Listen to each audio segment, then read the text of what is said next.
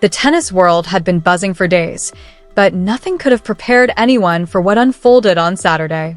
Not the rankings, not the history, not even the most optimistic Filipino fans who stayed awake through the night in Manila, glued to every point. When Alex Eala stepped onto center court at Wimbledon, she was facing the defending champion, a player who had lifted the trophy just 12 months earlier and seemed almost untouchable on grass. By the end of the afternoon, that aura was gone. Eala produced one of the biggest upsets of the tournament, dismantling IGA Swiatek 7-6-9, 6-2 with a level of composure, intelligence, and fearless shot-making that left center court stunned. As her final forehand winner ripped across the grass, the crowd almost didn't know how to react. Should they erupt in celebration, or simply sit back and process what they had just witnessed? Now, with a place in the quarterfinals on the line, a question that seemed almost impossible just a week ago has become impossible to ignore. How far can Alex Eala actually go at Wimbledon? Monday brings another enormous challenge. Across the net will be Jasmine Paolini, a player who is anything but an easy draw. She isn't a stepping stone. She isn't simply another opponent.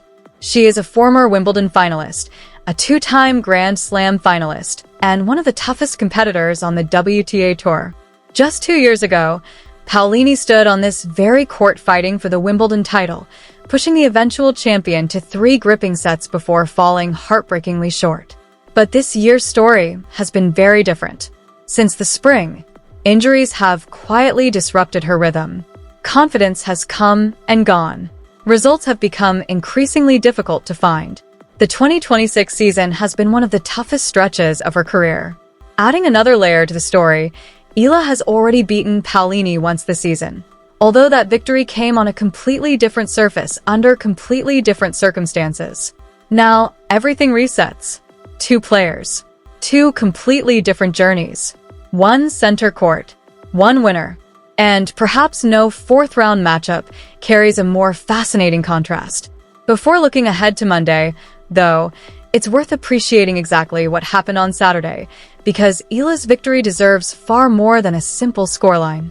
Swiatek entered the match as the number 3 seed and a 6-time Grand Slam champion. She had captured the Wimbledon title the previous year in dominant fashion, barely giving her opponents room to breathe throughout the tournament. She has built a reputation for making elite players feel as though perfection is the minimum requirement. Give her one short ball, and she'll punish it. Give her momentum, and she'll run away with the match. Over the years, that relentless cycle has carried her to some of tennis's biggest trophies. Most opponents lose before they even believe they can win. Alex Eala never accepted that script. The opening set became an unforgettable battle lasting 84 exhausting minutes. Every game felt like a contest of nerves. Every rally carried enormous weight. Neither player was willing to blink. Eventually, everything came down to a dramatic tiebreak that stretched to 11-9. Swiatek had opportunities to close it out. Eala had opportunities of her own. The pressure was almost unbearable. At one point, the defending champion's frustration boiled over as she angrily tossed her racket into her bag. Still, Eala refused to crack. Remember, this was a player making history simply by reaching this stage. She had never been seated at a Grand Slam before this tournament. She had never experienced the intensity of a center court tiebreak against the reigning Wimbledon champion with millions watching around the world. Yet point after point, she stayed composed. She trusted her game. She trusted her courage. Finally, on another fearless forehand that clipped the line, the tiebreak belonged to Eala. Center court erupted with a roar rarely heard at Wimbledon. Both players left the court for a lengthy bathroom break, a chance to regroup, reset, and prepare for what everyone expected to be another tense set. But when they returned, only one player truly came back refreshed. Eala immediately broke serve. Then she broke again. Swiatek briefly threatened to come back, showing the resilience of a champion, but every time she found a spark, Eala answered with even greater authority. There was no panic, no hesitation, only belief. The match ended fittingly, with another fearless forehand winner splitting the court cleanly in 2. It wasn't a lucky afternoon. It wasn't a one-off performance. And when the post-match statistics were released, they confirmed exactly what everyone inside center court had witnessed. This wasn't simply an upset. It was a statement. The numbers told the story just as clearly as the scoreline. Alex Eala finished the match with only 21 unforced errors, while Iga Swiatek committed 44. There were 5 breaks of serve, and perhaps the most astonishing statistic of all, Eala won 68% of the points on Swiatek's second serve. That's an extraordinary number against one of the greatest players in the world. It meant Eala wasn't simply surviving on the defending champion's second serve. She was attacking it as if it were an opportunity rather than a threat. That wasn't luck. It wasn't adrenaline. It was the product of a carefully crafted game plan, executed with remarkable discipline and composure. Under the brightest spotlight in tennis, Eala played with the maturity of someone who had spent years preparing for that exact moment. Then came the on-court interview, and suddenly the story became about much more than tennis. Instead of breaking down tactics or analyzing the dramatic first-set tiebreak, Eala took everyone back to where her journey began. She spoke about growing up in the Philippines. She remembered spending countless afternoons at the tennis courts after school with her brother and grandfather. She smiled as she described her ruffled socks, her light-up shoes, her chubby cheeks, and the simple joy of hitting a tennis ball long before Grand Slam dreams ever entered the picture. It was a reminder that every champion begins as a child with nothing more than a dream. Eala reflected on the magnitude of her achievement with remarkable honesty. For someone like Swiatek, a 6-time Grand Slam champion, defeating a defending Wimbledon champion might eventually become just another chapter in an already legendary career. But for a young girl who grew up in the Philippines, representing a nation still waiting for its biggest breakthrough in world tennis, this victory meant everything. The emotion was impossible to hide. Center court hung on every word. It felt like one of those unforgettable sporting moments that could have lasted forever. Then, just as the emotion threatened to overwhelm the occasion, Eala smiled, gathered herself, and delivered 4 unforgettable words. "I'm not satisfied. Next round, let's go." That single sentence revealed everything about her mindset. Anyone can celebrate a career-defining win.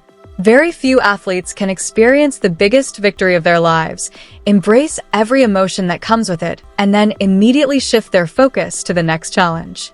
Eala allowed herself to enjoy the moment. Then she put it behind her. Her attention had already turned to Jasmine Paolini. And to understand why Monday's 4th-round clash is so compelling, you first have to understand the journey Paolini has endured over the past year. At the end of 2024, she was one of the brightest stories in women's tennis. She became the first Italian woman in the Open era to reach the Wimbledon final, pushing the eventual champion to a deciding 3rd set on center court. That same season, she reached the Roland Garros final, climbed to world number 4, and established herself as one half of one of the strongest doubles partnerships on the WTA Tour. Everything suggested she had reached a new level. She wasn't just competing with the world's best anymore. She had become one of them. But tennis has a way of changing everything in an instant. The 2026 season unfolded very differently. The problems began during the Italian Open in Rome. At first, it was just discomfort in her foot, an ache that seemed manageable, the kind athletes convince themselves they can play through. She kept competing. She battled into the 3rd round and even held 3 match points. She couldn't convert any of them. When the tournament ended and her medical team took a closer look, the diagnosis was more serious than anyone had hoped. Her ankle had become severely restricted. The condition of her foot had worsened, and the relentless schedule had left almost no opportunity for proper recovery. She was forced to withdraw from doubles and began searching for ways simply to stay healthy enough to keep playing singles. Even so, she traveled to Roland Garros. That's what elite players do. The calendar doesn't stop for injuries. The rankings don't wait. The pressure never disappears. Unfortunately, neither did the pain. Her French Open campaign ended in the 2nd round with a disappointing defeat to the world number 68. But what happened afterward was even more heartbreaking. During her post-match press conference, Paolini couldn't hold back the emotion. These weren't carefully measured tears or polished answers designed for television. They were genuine, raw. The tears of an athlete who had spent months fighting through pain, frustration, and mounting disappointment before finally reaching the point where there was simply nothing left to hold back. For one brief moment, the world didn't see a Wimbledon finalist or a top-ranked player. It saw a competitor carrying the weight of impossible expectations and finally allowing herself to feel every ounce of it. After her heartbreaking defeat at Roland Garros, Jasmine Paolini didn't try to hide how she felt. She admitted it had become difficult to stay positive. She confessed that even talking about tennis had become emotionally exhausting. More than anything, she said she needed time to rest, and she truly meant it. The numbers reflected just how difficult the season had become. Her world ranking had slipped from number 4 to number 17. Her 2026 record heading into Wimbledon stood at just 13 wins and 11 losses, a far cry from the form that had carried her to 2 Grand Slam finals. Unfortunately, the grass court season offered little comfort. She withdrew from Berlin because her foot still wasn't fully healed. Then came Eastbourne, where she entered the tournament as the top seed, a position that normally signals confidence and expectation. Instead, her campaign ended almost before it began. She suffered a shocking first-round defeat to a 37-year-old qualifier who wasn't even expected to be in the main draw. By the time she arrived at Wimbledon, Paolini was carrying something far heavier than luggage. She was carrying doubt. The kind of doubt that slowly settles into an athlete's mind after months of disappointing results, where confidence stops feeling like something you possess and starts feeling like something you remember. Then came the first round, and things somehow became even worse. Against Robin Montgomery, Paolini lost the opening set 6-0. For nearly 40 minutes, it looked as though her Wimbledon journey would end before it had truly begun. But champions often reveal themselves when everything appears to be slipping away. Paolini regrouped. She fought back to claim the second set. Then she completed the comeback in the third. It wasn't her best tennis, but it was exactly the kind of victory she desperately needed. The second round brought another challenge against Viktorija Golubic. This time, Paolini edged through a tense opening set tiebreak before taking control of the match and advancing with far less drama. Then came the third round, and suddenly, something changed. Against a top 30 opponent, Paolini looked like a completely different player. She stormed to a 6-1, 6-2 victory, moving effortlessly around the court, striking the ball with conviction, and finishing points before rallies could become physical battles. For the first time all season, the player who had once stood on center court competing for the Wimbledon title looked unmistakably back. Which brings us to the biggest question surrounding Monday's fourth-round showdown. Which Jasmine Paolini will walk onto center court? Will it be the player who broke down in tears after her painful exit in Paris? The player who lost unexpectedly in Eastbourne? The player who has spent months battling a stubborn foot injury and searching for answers? Or will it be the version who rediscovered her rhythm in the third round, playing fearless, first-strike tennis that reminded everyone why she became one of the world's elite in the first place? Whatever the answer may be, Alex Eala will be ready, because she isn't walking into this match as an underdog with no experience against Paolini. She's walking in with belief. Back in February at the Dubai Tennis Championships, a WTA 1000 event, Eala faced Paolini in the round of 32. From the very first point, she controlled the match. She dictated the rallies from the baseline. She stretched the Italian across the court with intelligent angles and fearless ball striking. When Paolini fought back in the second set and forced a tiebreak, Eala never blinked. She stayed composed in the biggest moments and closed out a memorable 6-1, 7-6 victory. That result gave Eala a 1-0 lead in their head-to-head record. Of course, February in Dubai is nothing like July at Wimbledon. Hard courts are not grass. Different conditions create different matches, and one previous meeting guarantees absolutely nothing. But that victory gave Alex something far more valuable than statistics. It gave her certainty. She knows what it feels like to beat Jasmine Paolini. She has already done it once.